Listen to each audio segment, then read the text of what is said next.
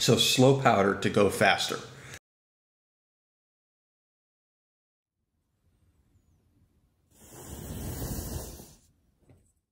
Hey folks, welcome back to Bullets and Brass. We're talking powder again today, reloading powder. And specifically, we're talking about the difference between slow powders and fast powders. This is a fundamental part of reloading, and I don't necessarily think there's a lot of confusion on this topic. I think just a lot of people don't think about it at all. They buy the powder that the company says is for the caliber they're loading, and they put in the amount the company says to put in, and that's it. But if you want to go a little further with your loading, you have to understand what is happening and why. And it's not terribly complex unless you really want to dig down into the weeds. But it's kind of like understanding that your car's engine runs on a mixture of fuel and air, and how adjustments to that mixture might be good or bad.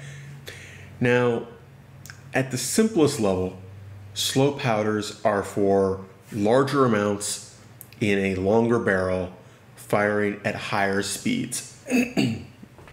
So slow powder to go faster. And the reason for this is your pressure doesn't spike as quickly, so the bullet has more time to move down a barrel, continuously adding gas to maintain pressure over a longer period of time. Whereas a fast powder burns very quickly, and the pressure spikes and falls off very quickly, which means you can only do so much of it before you exceed your safe pressure limits. This works great in a shorter barrel where you've got to get as much momentum, much power as possible in the shortest period of time. There's often some confusion that all the powder burns in the case and it's over, and then we're just using the expanding gases to keep pushing as the bullet goes down the barrel. That's true in things like a shotgun or certain handguns, but in a high velocity rifle, you're still burning powder as that bullet is moving down the bore. You are continuously adding more gases. They're not just still pushing, you are actually adding gas. So that expanding volume, as you move down the barrel, you're increasing the volume of space you have available, is being filled and the pressure is being maintained. It's a shallower arc versus a spike.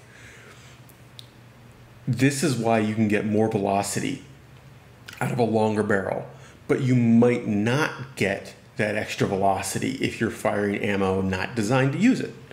Because if the ammunition you're using burns all the powder and generates all the pressure in too short a time, you're not gaining significantly from that longer barrel. If you know you've got it, you can take advantage of it.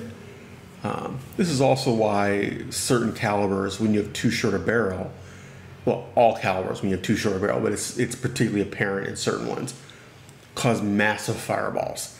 If you've ever seen a 44 Magnum in a short barrel handgun, the fireball coming out of the end of that is astronomical.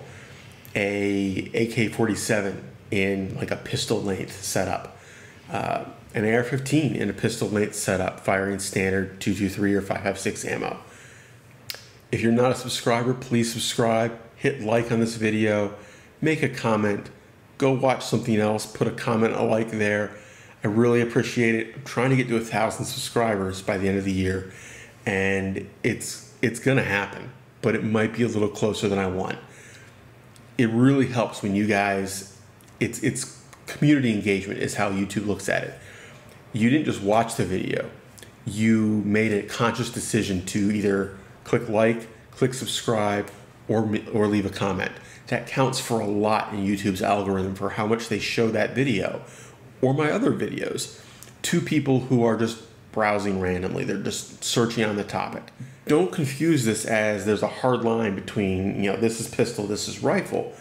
It is a continuous spectrum from the super fast powders that are basically an explosive through super slow magnum powders is usually how they're referred to. But super large rifle powders that are suitable for things like 50 BMG, even you're getting into a whole different science, but like 20 millimeter rounds if you loaded them with traditional powder. So, for example, when you load 300 Blackout, which is a caliber that ranges from very slow with heavy bullets to very fast, relatively speaking, guys, with a lighter bullet, you don't use the same powder. You have to change from a fast powder to a slow powder. But what you're really saying is you're going from here to here. There's powders that are much faster, and there are powders that are much slower. It's that simple, guys. It really isn't a complex topic at that level. If you want to know more, dig deep. This is a topic where the science goes pretty far. So thank you very much. Take care. Have fun. Stay safe, y'all.